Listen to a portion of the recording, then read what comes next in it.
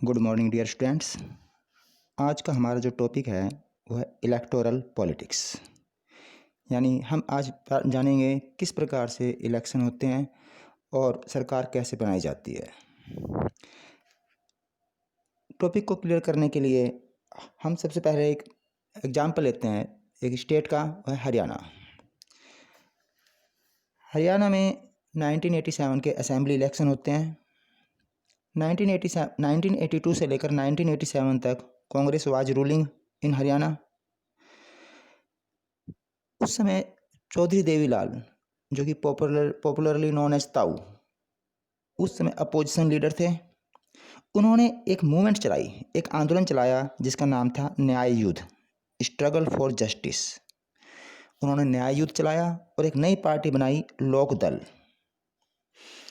फिर क्या करा, लोक दल बनाकर चौधरी देवीलाल जी ने कई सारी अपोजिशन पार्टी को मिलाकर एक फ्रंट बनाया, एक मोर्चा तैयार किया कई सारी पार्टियों को मिलाकर।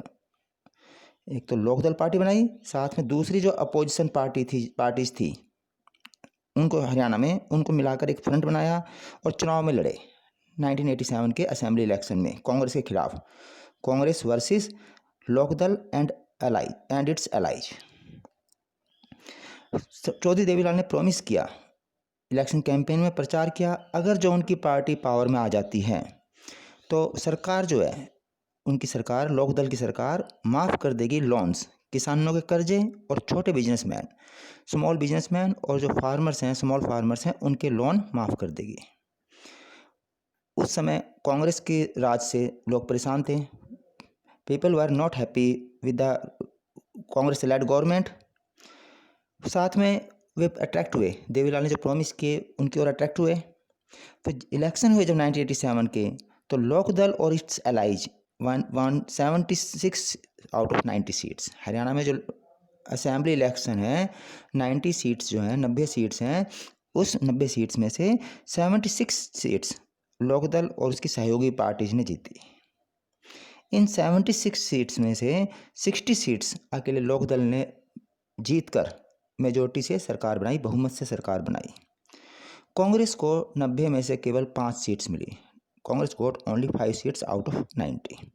तो जैसे ही देवीलाल की सरकार बनी, उन्होंने सबसे पहला जो काम किया कि छोटे किसानों और जो है स्मॉल बिजनेसमैन थे, छोटे व्यापारी थे, छोटे किसान थे, उनके कर्जों को माफ़ किया।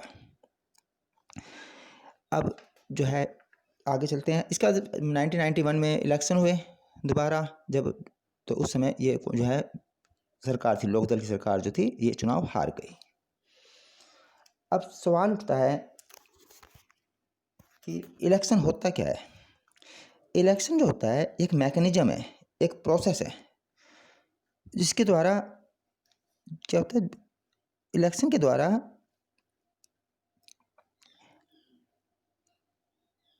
लोग जो हैं can choose their representatives at regular intervals and change them if they wish to do so. जो इलेक्शन जो है एक मैकेनिज्म है जिसके द्वारा लोग जो हैं अपने रिप्रेजेंटेटिव्स को इलेक्ट करते हैं रेगुलर इंटरवल्स पे। जैसे हमारे इंडिया में 5 साल बाद मैकेनिज्म क्या है, चुनाव क्या है, इलेक्शन क्या है, एक मैकेनिज्म है, एक मेथड, एक प्रोसेस है जिसके द्वारा हम जो है 5 साल बाद वोट डालते हैं, और अगर जो हम सरकार के काम से खुश नहीं है तो हम सरकार को बदल सकते हैं। तो इलेक्शन क्या होते हैं, हमारी एक तरह से ओपिनियन है, हमारी राय है कि जो सरकार जो है, जो डेमोक्रेटिक सिस्टम से चल रही है, नहीं चल रही है, हम उसको दोबारा मौका देना चाह रहे हैं, नहीं देना चाह रहे हैं। तो उसकी एक तरह से उसकी जो बैलेंस शीट तैयार करते हैं हम, कांग्रेस जो है उस सरकार की 5 साल के टाइम में, कि उसने क्या जब जनता के फेवर में काम किए, क्या जनता के अगेंस्ट में काम किए। अब नेक्स्ट है द नीड फॉर इलेक्शंस। चुनाव की आवश्यकता क्यों है। बच्चों, डेमोक्रेसी में पीपल्स वर्डिक्ट इज फाइनल, लोगों का आदेश फाइनल होता है। अब लोग जो वोट डालते हैं उनको जो है उनकी ओपिनियन जानना जरूरी है। तो इसीलिए जो है सबसे पहले तो हम इसमें बात करेंगे कि जो लोग हैं, पीपल हैं, वे अपने रिप्रेजेंटेटिव चुन सकें। इलेक्शन की आवश्यकता इसलिए है ताकि लोग अपने रिप्रेजेंटेटिव चुन सकें कि जो एलिजिबल, जो सबसे अच्छा वोट जो है, जो जनता के काम को समझ सकता हो, जनता की फीलिंग को समझता हो। इसके लिए एजुकेशन ज़रूरी नहीं है, ये नहीं कि हाईली एजुकेटेड आदमी ही जनता की फीलिंग को अच्छे से समझता हो, या अनएजुकेटेड आदमी है वो जनता की फीलिंग को नहीं समझता हो, कि जो लोग जिसको अच्छा समझते हैं, जो a person who is suited to the wish of people, according to the wish of the people, he should be represented, he should be given chance. दूसरा पॉइंट, चुनाव के द्वारा सरकार बनाई जाती है, क्योंकि किसी भी देश में सरकार जरूरी है। तो चुनाव के द्वारा क्या होता है, हम बेस्ट आदमी को, बेस्ट जो है रिप्रेजेंटेटिव्स को चुनकर भेजते हैं। तीसरा इसमें प्रोग्राम है, इसे तीसरा जो है कि जो लोग हैं they can choose the party whose policies will guide the government and law making. तीसरा है कि वे जो लोग हैं चुनाव के द्वारा उस पार्टी को चुन सकते हैं जिसकी पॉलिसीज, सरकार जो है पॉलिसीज, सरकार यदि बनती है उस पार्टी की तो उसकी पॉलिसीज जो हैं वो लागू की जा सके, इम्प्लीमेंट किया जा सके और कानून बनाया जा सके। अगला टॉपिक हमारा है डेमोक्रेटिक इलेक्शंस। डेमोक्रेटिक इलेक्शंस में कि चुनाव किस प्रकार से डेमोक्रेटिक होते हैं, यानी democratic means equality, fair election किस प्रकार से होते हैं। तो नेचुरल बात, सबसे पहले यूनिवर्सल एडल्ट फ्रेंचाइज, कि सबको वोटिंग राइट 18, हमारे इंडिया में जैसे 18 ईयर्स और अबाव एज के जो है सबको वोटिंग राइट है, इरिस्पेक्टिव ऑफ कास्ट, रिलीजन और सेक्स। किसी भी धर्म के आधार पर हम कोई भेदभाव नहीं करते, हम जो है चुनाव में हर एक को एलिजिबल है to vote, cast vote. Second क्या है कि जो parties and candidates should be free to contest elections. दूसरा, हर आदमी को चुनाव में लड़ने का राइट होना चाहिए, वोट डालने का भी और चुनाव में खड़े होने का भी। तीसरा जो है इसमें जो आता है कि जो इलेक्शंस हैं वो फ्री एंड फेयर मैनर से होने चाहिए, ना तो उसमें मनी एंड मसल पावर का यूज होना चाहिए, ना तो पैसे का जो है मिस यूज होना चाहिए, ना ही मसल पावर, गुंडागर्दी नहीं होनी चाहिए। चौथा क्या है, चुनाव जो इलेक्शन है वो रेगुलर इंटरवल पे होनी चाहिए, जैसे हमारे इंडिया में रेगुलर इंटरवल पर 5 साल में चुनाव होते हैं। और फिफ्थ और एक और इम्पोर्टेंट है, candidates preferred by the people should get elected, कि वे ही कैंडिडेट चुनने चाहिए जो जनता के द्वारा पसंद किए जाते हैं, यानी पीपल वर्डिक्ट, लोगों का आदेश, शुड बी रिस्पेक्टेड, लोगों का जो आदेश है उसको जो है रिस्पेक्ट किया जाना चाहिए, उस वही फाइनल जजमेंट होना चाहिए। तो ये था हमारा जो है डेमोक्रेटिक इलेक्शंस की विशेषताएं, फीचर्स। अब बच्चों, electoral system of India, Bharat का, अब हम बढ़ते हैं भारत का इलेक्टोरल सिस्टम कैसा है, भारत में इलेक्शन प्रोसेस क्या है। तो सबसे पहले तो हमारे देश में जो चुनाव होते हैं सरकार बनाने के लिए, एक तो नेशनल लेवल पर होते हैं, वो तो होते हैं लोकसभा इलेक्शंस, और जो एक स्टेट इलेक्शन होते हैं, स्टेट असेंबली इलेक्शन, जैसे हरियाणा असेंबली इलेक्शन हुए थे जो है हर साल, एक तो हरियाणा के होते हैं स्टेट के इलेक्शन होते हैं, एक सेंट्रल गवर्नमेंट के होते हैं, और एक और होते हैं तीसरे लोकल गवर्नमेंट के। तो हमारे यहाँ पर 3 लेवल गवर्नमेंट बनती है इंडिया में इलेक्शन सिस्टम में। सबसे पहले national level government, central government, union government, जैसे इस समय Shri Narendra Modi ji prime minister of India led the BJP and its allies forming the NDA.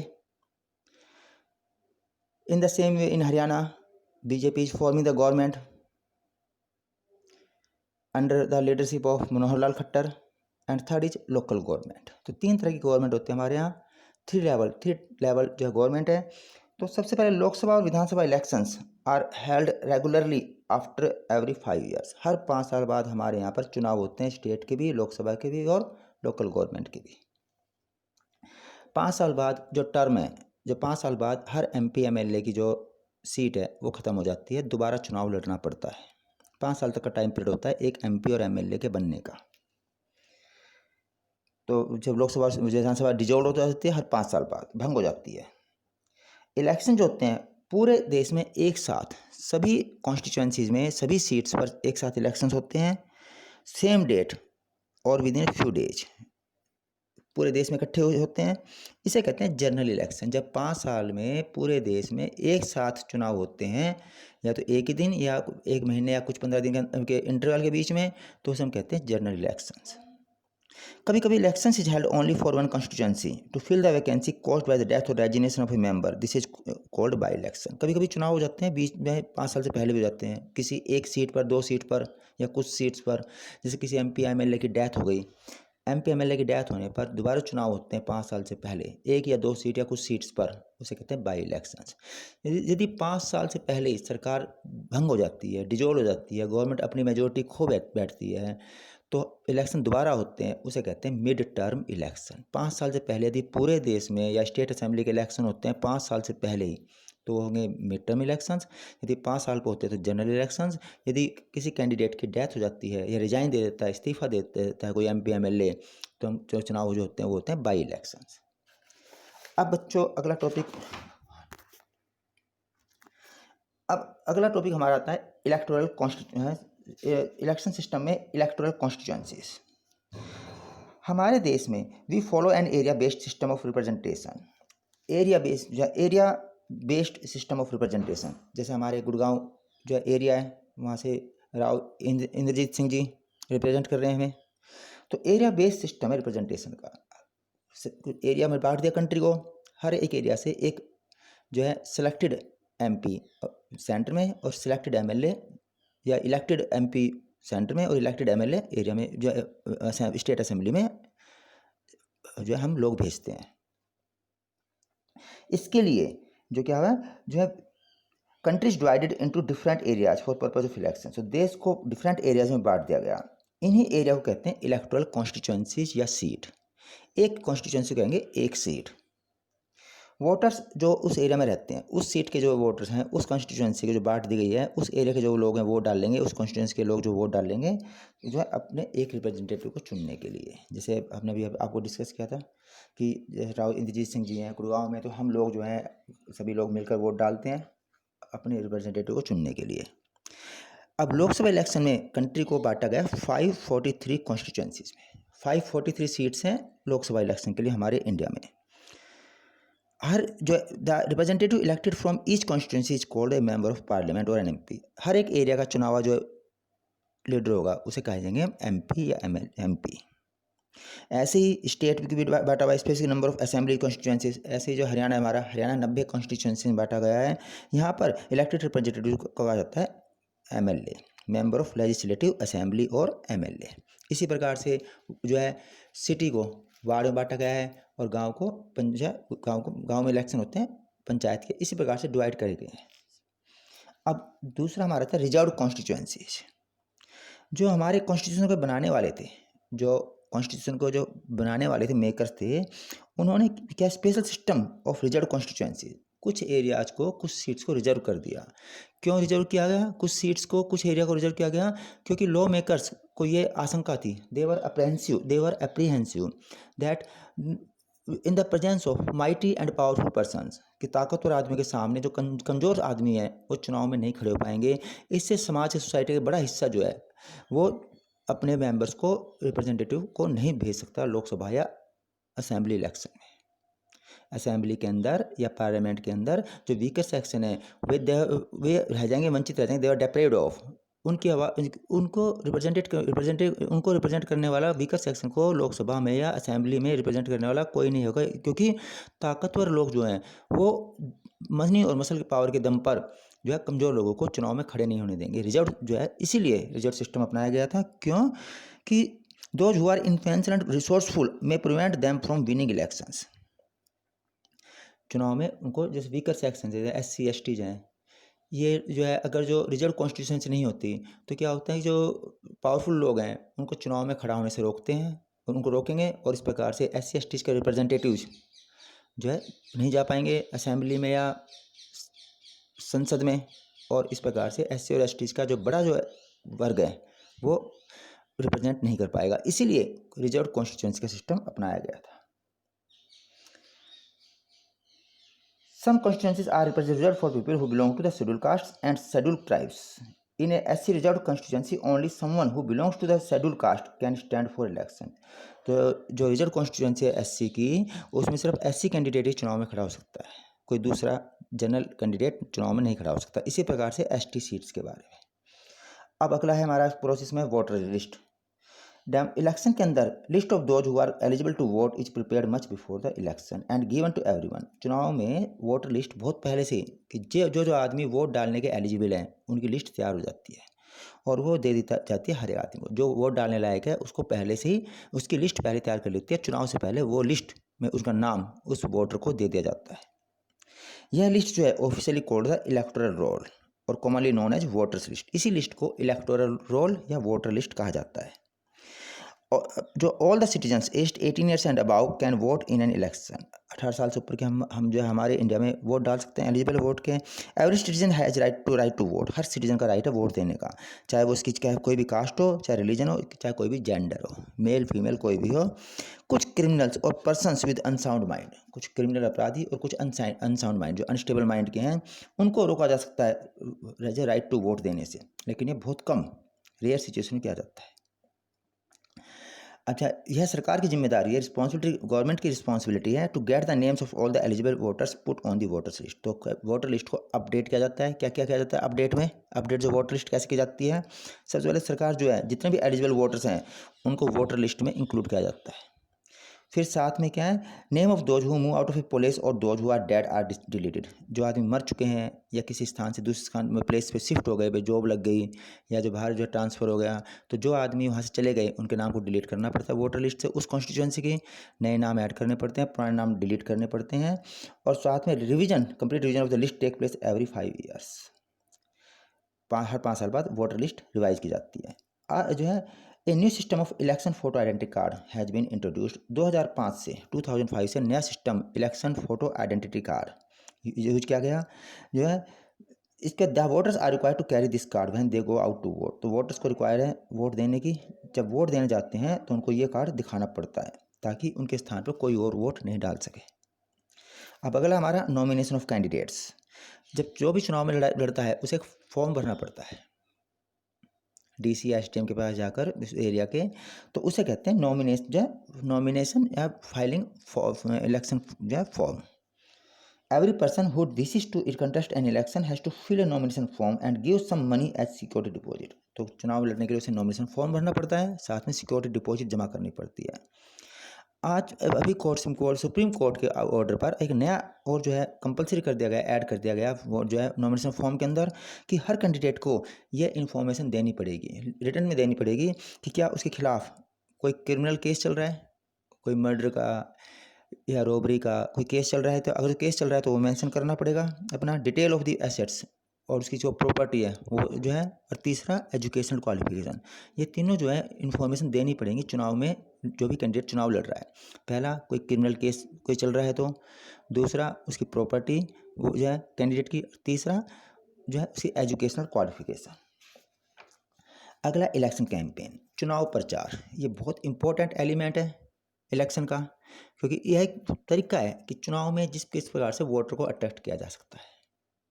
घर घर जाकर चुनाव में वोट मांगते हैं, रैली करते हैं, न्यूज़पेपर में मैगजीन में जो है डिबेट और डिस्कशन जो है प्रिंट होता है, ताकि लोगों को जो चुनाव में खड़े हो रहे हैं उनकी पॉलिसी के बारे में बताया जा सके। जैसे अभी इस बार इलेक्शन हुए थे 2017 जो है इलेक्शन 2019 में इलेक्शन हुए थे, बीजेपी की तरफ से नारा लगाया गया था मैं भी चौकीदार, कांग्रेस की तरफ से नारा लगा, स्लोगन लगा था न्याय युद्ध, सॉरी अब होगा न्याय। तो हमारे कंट्री में such campaigns take place for a 2 week period between the announcement of the final list of candidates and the date of polling. तो जो कैंडिडेट की फाइनल लिस्ट अनाउंस होने के बाद और डेट ऑफ पोलिंग के बीच में जो 2 वीक्स जो 2 सप्ताह का जो टाइम पीरियड है वो इलेक्शन कैंपेन के लिए होता है। इस के दौरान जो कैंडिडेट्स वोटर पर कॉन्टैक्ट करते हैं, एड्रेस करते हैं इलेक्शन मीटिंग्स को, और political parties mobilize their supporters. Rally की जाती है, नेता जो हैं अपने अपने एरिया कॉन्स्टिट्यूंसी में जाकर लोगों को अट्रैक्ट करते हैं। इन चुनाव में जो है इम्पोर्टेंट पार्ट है स्लोगन का। हर पार्टी चुनाव में स्लोगन देती है वोटर को अट्रैक्ट करने के लिए। तो कुछ इंपॉर्टेंट स्लोगन्स जिन्होंने वोटर को अट्रैक्ट किया, वो सबसे पहले जो हमारी बुक में जो दे रखा है 1971 में जो इलेक्शन हुए थे उसमें उस समय इंदिरा गांधी ने एक स्लोगन दिया था। कांग्रेस पार्टी की जो है कैंडिडेट थी इंदिरा गांधी, जिन्होंने बाद में सरकार बनाई थी कांग्रेस की। उन्होंने नारा दिया था गरीबी हटाओ, रिमूव पॉवर्टी। दूसरा जो नारा इंपॉर्टेंट जो सक्सेसफुल नारा था सेव डेमोक्रेसी, जो जनता पार्टी ने लगाया था लोकसभा इलेक्शन 1977 के। तीसरा जो इम्पोर्टेंट जो स्लोगन था लैंड टू द टीलर। जो है भूमिहीन किसान जो है लैंडलेस फार्मर है उसको भी ज़मीन मिलनी चाहिए। वेस्ट बंगाल असेंबली इलेक्शन में 1977 में लेफ्ट फ्रंट ने नारा दिया था। अगला नारा protect the self respect of the Telugus, slogan जो है एन टी रामा राव ने आंध्र प्रदेश में इलेक्शन में जो है 1983 के आंध्र प्रदेश असेंबली इलेक्शन में दिया था। ये नारे सफल हुए थे। जो ये तीन जो हमारे जो 4 नारे जो बुक में दे रखे हैं। फिर जो 2014 में बीजेपी ने नारा लगाया था जो वो भी सक्सेसफुल रहा था। अब बच्चों अच्छे दिन आने वाले हैं। अब बच्चों अगला लास्ट फेज जो है हमारा, इसमें एक और बीच में एक और, अब जो चुनाव होते हैं उसके अंदर जब जो है इलेक्शन कैंपेन चलती है उस समय इलेक्शन कमीशन ने एक जो है इंस्ट्रक्शन और दे रखी है जो है कैंडिडेट्स को, पार्टीज को। सबसे पहले तो कि किसी भी वोटर को ब्राइब नहीं दोगे, रिश्वत या धमकी नहीं दोगे। दूसरा, कास्ट या रिलीजन के नाम पर वोट नहीं मांगे जाएंगे। तीसरा, गवर्नमेंट रिसोर्सेज को जैसे गवर्नमेंट व्हीकल हो गए उनको इलेक्शन कैंपेन में यूज नहीं किया जाएगा। और जो है एक मनी है, फिक्स मनी कर दी, कितनी मनी से ज़्यादा आप स्पेंड नहीं करोगे इलेक्शन में। इसे कहते हैं मॉडल कोड ऑफ कंडक्ट। चुनाव के दौरान जो ये बातें जो हैं कि भाई रिश्वत देना, रिश्वत नहीं देना, धमकी देना, धमकी नहीं, रिश्वत नहीं देना, धमकी नहीं देना, साथ में धन के नाम पर वोट नहीं मांगना या गवर्नमेंट रिसोर्स को यूज नहीं करना, एक फिक्स लिमिट से अमाउंट से ज़्यादा जो है मनी स्पेंड नहीं करना, ये सारे मॉडल कोड ऑफ कंडक्ट में आते हैं। अब polling and counting of votes. Final जो स्टेज है इलेक्शन की वह डे जबकि वोटर्स कास्ट और पोल देयर वोट्स, जिस दिन वोट डालते हैं वोटर्स वो उसे कहते हैं पोलिंग डे। एवरी पर्सन जिसका नाम जो वोटर लिस्ट में है वो एक नियर बाई पोलिंग बूथ पे जाता है। वहाँ पर क्या होता है कि जो इलेक्शन जो पोलिंग ऑफिसर हैं वो मार्क करते हैं, फिंगर पे निशान लगाते हैं। इसके बाद क्या होते हैं कि अब फिर इलेक्ट्रॉनिक वोटिंग मशीन के द्वारा जो वोट रिकॉर्ड जो है अपनी वोट डालता है वोटर, उसकी वोट जो रिकॉर्ड हो जाती है। Machine shows the name of the candidates and the party symbol, जो है पार्टी सिंबल दिखाती है मशीन। इंडिपेंडेंट कैंडिडेट्स जो होते हैं to have their own symbols, जो कि इलेक्शन ऑफिशियल देते हैं उनको। ऑल द वोटर्स, जितने भी वोटर्स हैं उनको प्रेस करना पड़ता है button against the name of the candidates he wants to give her vote. तो जितने वोटर्स हैं उनको बटन दबाना पड़ता है जो है इलेक्ट्रॉनिक वोटिंग मशीन का, ईवीएम का। जब पोलिंग खत्म हो जाते हैं जो all the EVMs mean electronic voting machines are sealed, उनको सील कर दिया जाता है और फिर taken to a secure place, सुरक्षित स्थान पर रख दिया जाता है। कुछ दिन बाद फिक्स डेट पे सभी ईवीएम्स जो होती हैं एक कॉन्स्टिट्यूंसी से जो है खोली जाती हैं और वोट की जाती है, काउंटेड की जाती हैं कि हर कैंडिडेट ने जितने भी वोट प्राप्त किए हैं। ईवीएम को पहले से एक कॉन्स्टिट्यूंसी की सारी ईवीएम्स को एक जगह इकट्ठा किया जाता है, सिक्योर किया जाता है और जिस दिन काउंटिंग की डेट होती है उस दिन सभी जो है ईवीएम्स को एक साथ खोला जाता है और उस फिर वोट काउंटिंग की जाती है इन the presence of government officers plus जो पार्टीज हैं उनके जो यहाँ पे बैठे हुए हैं, उनके एजेंट बैठे हुए हैं, उनकी प्रेजेंस में। The candidates who secure the highest number of votes from A constituency is declared elected. एक कैंडिडेट जिसने सबसे ज़्यादा वोट प्राप्त करी हैं एक कॉन्स्टिट्यूंसी से उसको इलेक्टेड डिक्लेयर किया जाता है, उसको जो है विजेता घोषित किया जाता है। बेटा ये हमारा इलेक्शन सिस्टम था इंडिया का। Thank you students.